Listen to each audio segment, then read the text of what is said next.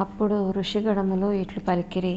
మహానుభావుడవగు సూత మహర్షి, వేదవ్యాస ప్రణీతమైన ఈ కథా ప్రసంగము మిగుల పవిత్రమైనది. అది మీ అమృతమయ వచనముల ద్వారా మరింత మధురమగుచున్నది. దీనిని ఎంత పానము చేసినను మాకు తృప్తి కలుగుటలేదు. కనుక ఈ పౌరాణిక పవిత్ర గాథను మరలా మేము అడగగోరుచున్నాము. వృత్రాసురుడను పేరుగల పరాక్రమవంతుడైన అసురుడొకడుండెనని మేము వినివుంటిమి. మహాత్ముడగు ఇంద్రుడు అతనిని యుద్ధములో వధించెను. త్వష్ట దేవవర్గమున సదస్యుడు. అతని యొక్క పుత్రుడే వృత్రాసురుడు. మిగుల బలశాలి, పరాక్రమవంతుడు. బ్రహ్మవంశమున జన్మించెను. అతని శరీరమునందు అపరిమేయ బలముండెను. అతడు ఇంద్రుని చేత వధింపబడుటకు కారణమేమి? ఇంద్రుడు కపటముతో నీటి నురుగు ద్వారా మహాబలవంతుడగు వృత్రాసురుని వధించెను. అట్లెందుకు జరిగెను? అప్పుడు బ్రహ్మహత్యా పాతకము ఇంద్రునకు సంక్రమించెనా లేదా? ఇంకొక విషయము, శ్రీదేవి వృత్రాసురుని వధించెనని మీరింతకు ముందు చెప్పి ఉన్నారు. దీని అందలి రహస్యమేమి? అప్పుడు సూత మహర్షి ఇట్లు చెప్పెను. మునిగణములారా, వృత్రాసురుని వధకు సంబంధించిన విషయము తెలిపెదను వినుడు.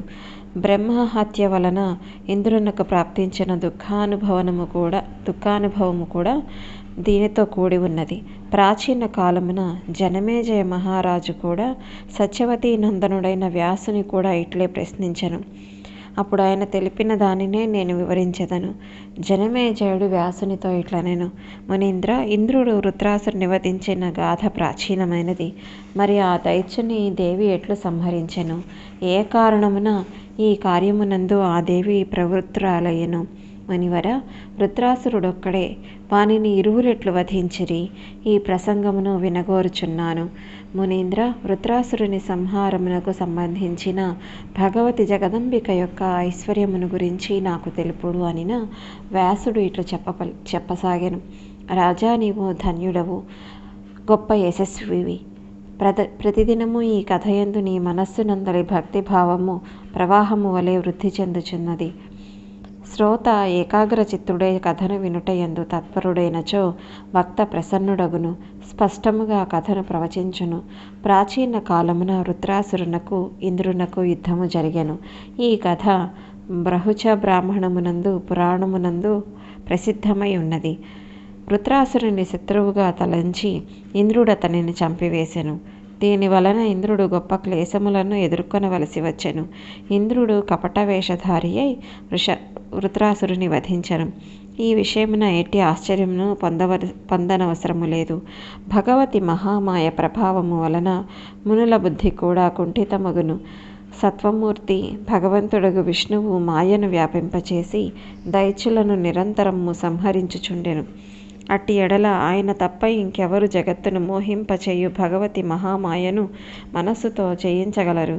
ఈ మహామాయ యొక్క ప్రేరణ వలననే శ్రీహరి మత్స్యము మొదలగు యోనుల యందు ప్రకటితుడగును. వేల కొలది యుగముల నుండి ఇదియే పరిస్థితి. ఈ శరీరము, ధనము, ఇల్లు, బంధువులు, భార్యాపుత్రులు ఇదంతయు నాది, నావారు అని తలంచెదరు. ఇట్టి మోహితులై సకల ప్రాణులు పుణ్యపాపములతో కూడిన కర్మలందు ప్రవర్తిల్లుచుందరు. అపార గుణములు కల మహామాయ అందరినీ మోహింపచేయుచుండును. ఎవ్వరునూ ఎప్పుడునూ ఈ మాయను తొలగించలేరు. ఈ మాయా ప్రభావముననే గొప్ప గొప్ప దేవతలు కూడా తమ ప్రయోజనమును సిద్ధింపచేసుకొనుటకు కపటముతో వృత్రాసురుని వధించుటయందు తత్పరులేరి. వృత్రాసురుడు ఇంద్రుడు విరోధులైన కారణమును గురించి తెలిపెదను వినుము. త్వష్ట ప్రజాపతి పదవియందు నియమింపబడెను. ఆ గొప్ప తపస్వి దేవతలలో ప్రముఖుడిగా గణింపబడుచుండెను. ఆయన చేతులందే దేవతల కార్యములన్నీ వ్యవస్థీకరింపబడి ఉండెను. అతడు మిగుల కార్యకుశలుడు, బ్రాహ్మణులను ప్రేమించువాడు. ఇంద్రునితో త్వష్టకు వైమనస్యము కలిగెను. త్వష్ట ఒక పుత్రుని ఆవిర్భవింపచేసెను. అతనికి 3 తలలుండెను. ఆ కుమారుడు విశ్వరూపుడను పేరుతో ప్రసిద్ధి చెందెను. అతని రూపము మిగుల ఆకర్షణీయమై ఉండెను.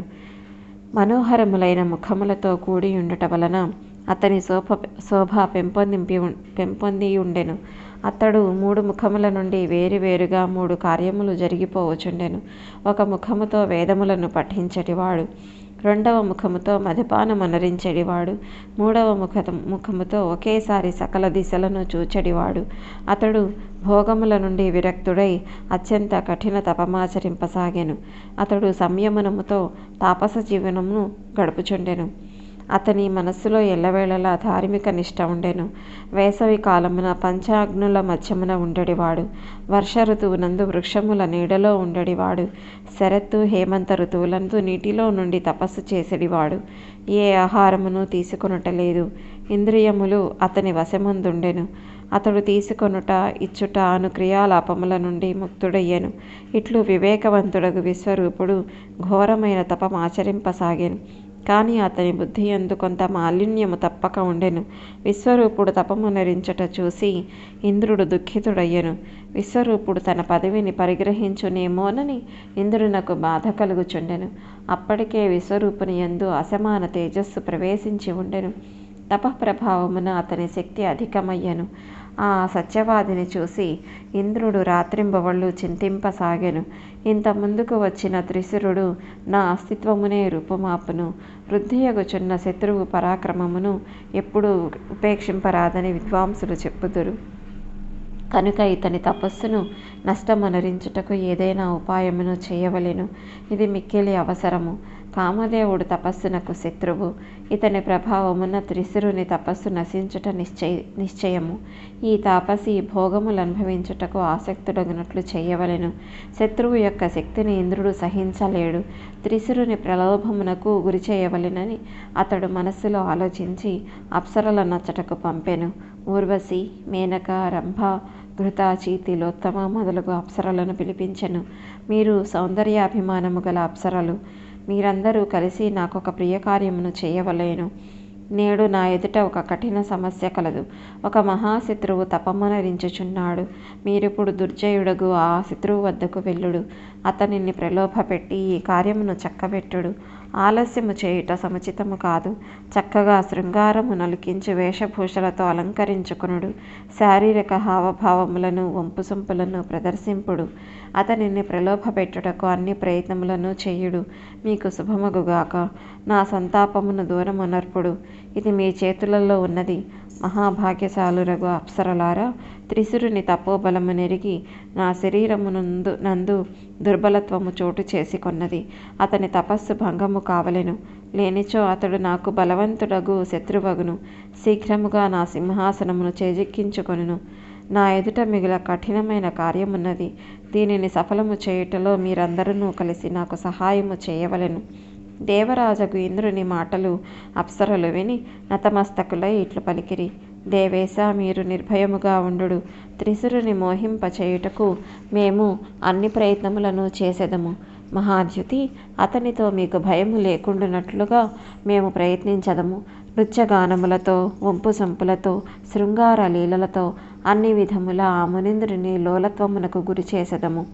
ప్రభు, మా భావభంగిమలతో, కనుచూపులతో మోహింపచేసెదము. అతనిని మా వశము చేసుకొనెదము. అప్పుడు అతడు కామలోలుడై మా పిడికిలిలో చిక్కుకొనును. ఇట్లు ఇంద్రునితో పలికి ఆ అప్సరలు త్రిశిరుని దగ్గరకు వెళ్ళిరి. ఆయన ఎదుట వారు నృత్యగానములతో, మధుర స్వనములతో అతనిని మురిపింప ప్రయత్నించిరి. మనోహరమైన నృత్యములను, హావభావములను, రకరకములైన శారీరక భంగిమలను ప్రదర్శించిరి. కానీ వారి శృంగార విలాస చేష్టలేవియును ఆ మునీంద్రుని దృష్టిని మరల్చలేకపోయెను. అతడు తపస్సునకు నిలయుడు. ఇంద్రియముల మీద విజయమును పొందెను.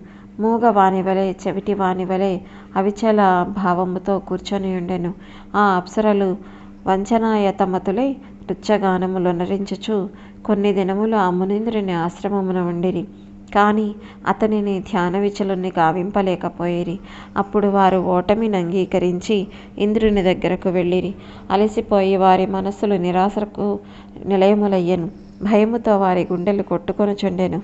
ఆ స్త్రీలందరూ చేతులు జోడించి ఇంద్రునితో ఇట్లు నివేదించిరి. మహారాజా, దేవేశ్వర, ప్రభు, మేము అనేక ప్రయత్నములు చేసితిమి. కానీ ఆ తపస్వి తాకరానివాడు. ఆయనను మేము ఏమాత్రము చెలింపజేయజాలకపోయితిమి.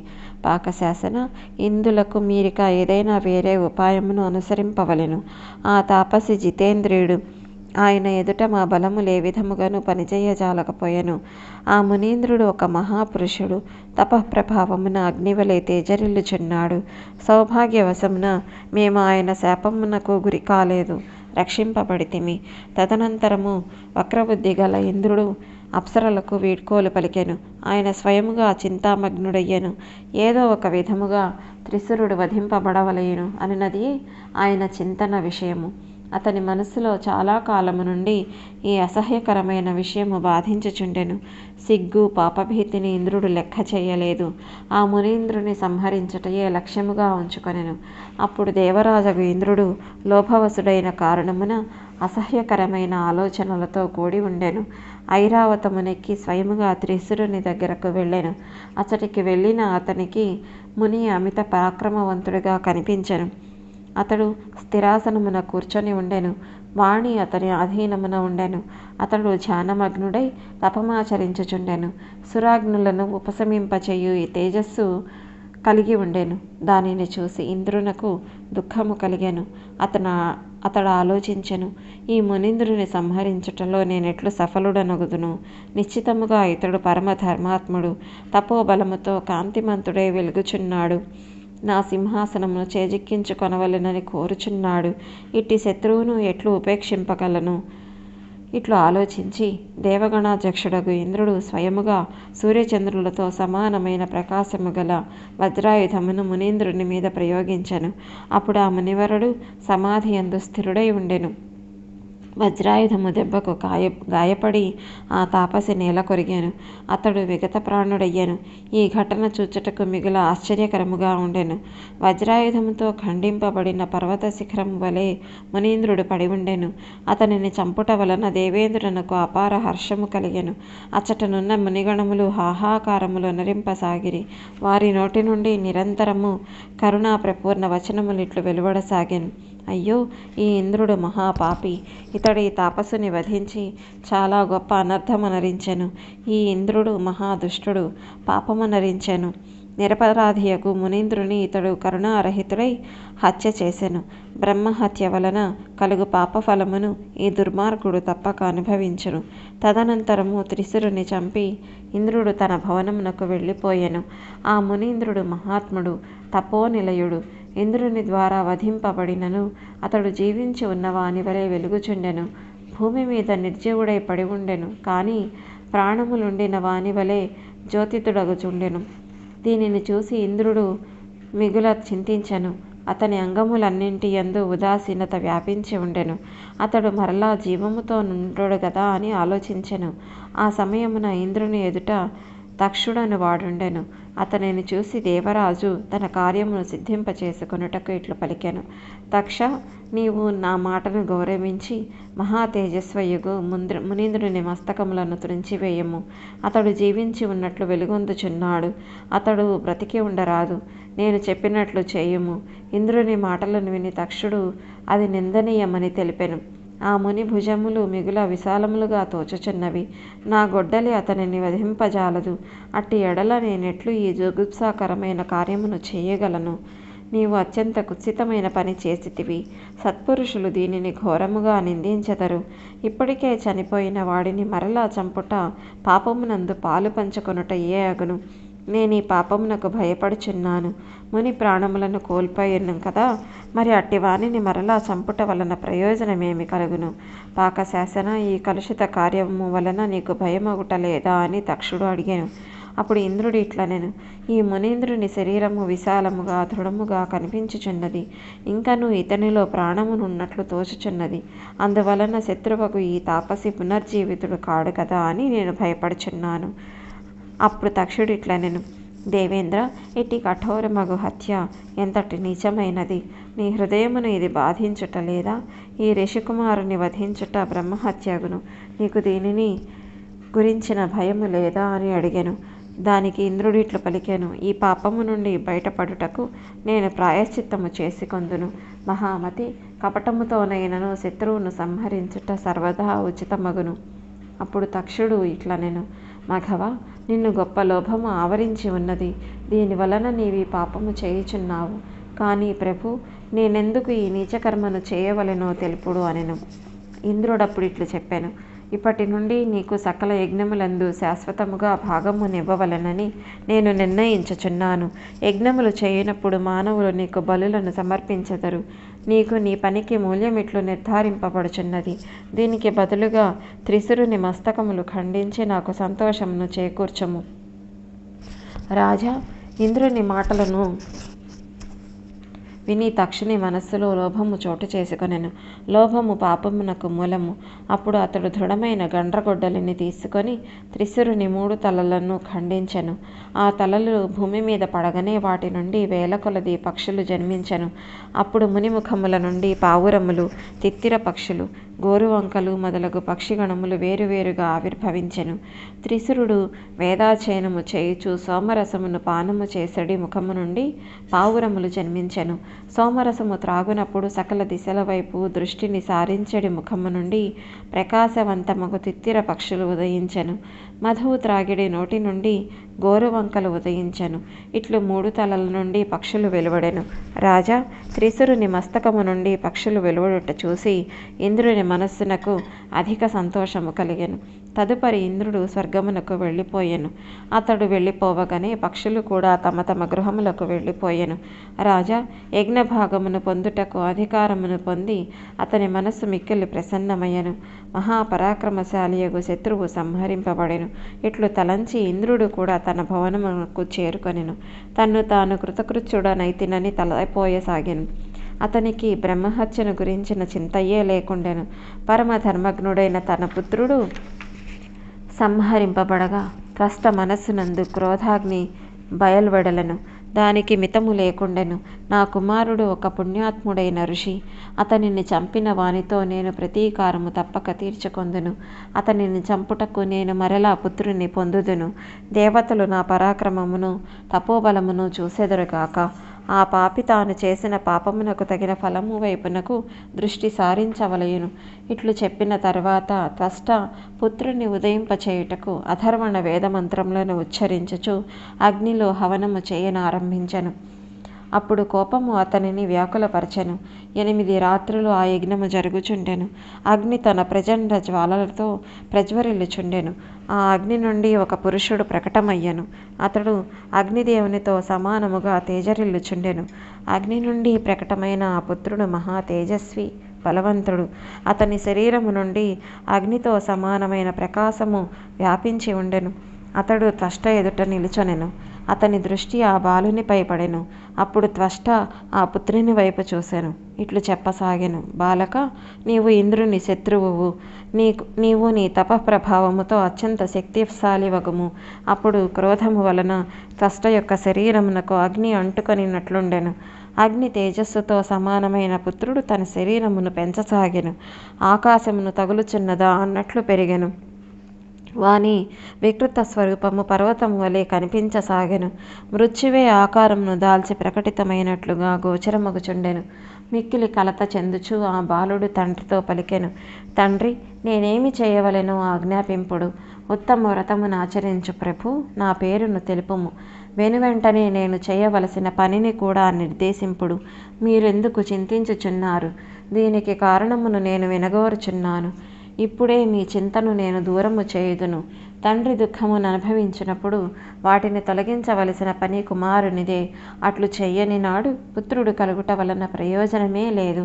నేనిప్పుడు సముద్రమును త్రాగివేయుదునా? నా ప్రయత్నముతో సకల పర్వతములు చిన్నాభిన్నములు కావలియునా? తన తేజోకిరణములను ప్రసరింపచేయు సూర్యుని గమనము ఆపివేయుదునా? దేవతలతో కూడా ఇంద్రుని యమరాజును సంహరింపవలెనా? వీరే కాక ఇంకా ఏ శత్రువు కూడా మిగలకుండునుగాక.